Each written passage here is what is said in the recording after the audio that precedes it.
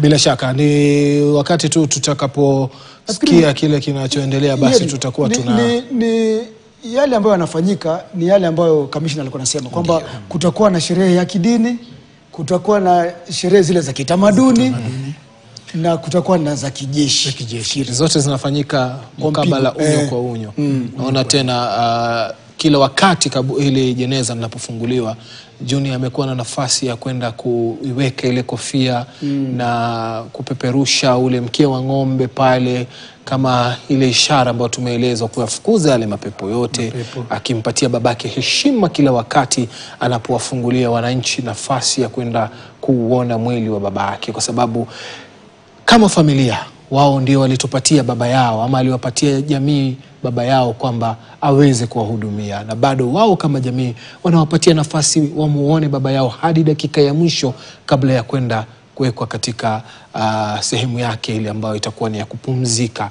Naona ni baadhi ya familia. Huyu ni Rosemary na mamake Aida Odinga ambaye yuko pale pia, ameenda kutazama mwili, kuona mwili wa marehemu mumewe Raila Odinga.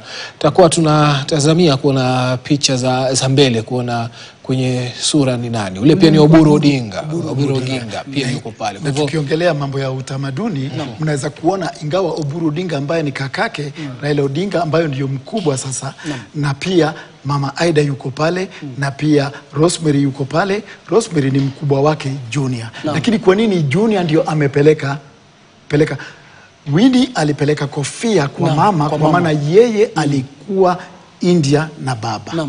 Ndio. Kwa hivyo alirudisha, waliondoka pamoja, wamerudi pamoja. Kwa hivyo alikuwa nakabidhi mali ya baba kwa mama. Lakini mmeona kwamba Junior sasa ambayo ndio kijana mkubwa, eldest son wa Raila, sini yeye ndio amepeleka pale mkia wa ng'ombe katika ishara ya hiyo tradition. Hiyo mkia wa ng'ombe ilikuwa ni ya Raila.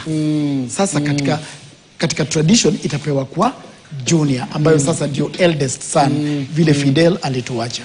Ndio. Na katika hiyo ishara umeona kwamba ni yeye amepeleka pale.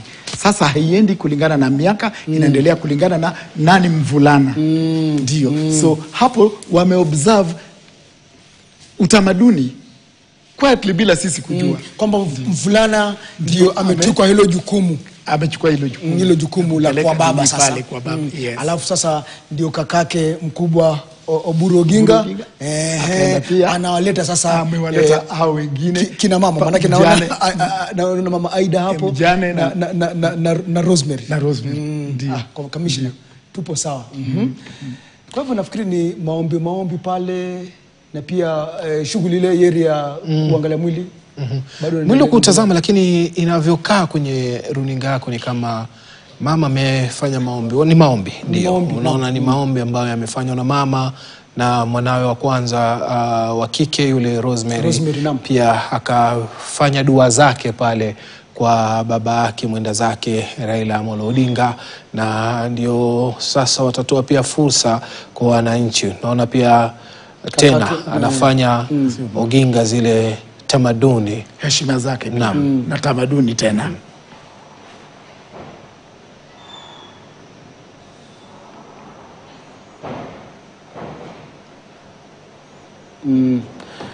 Junior tena. Junior tena. Na sasa unaweza kuona katika familia tena Junior ndiye akawa wa mwisho.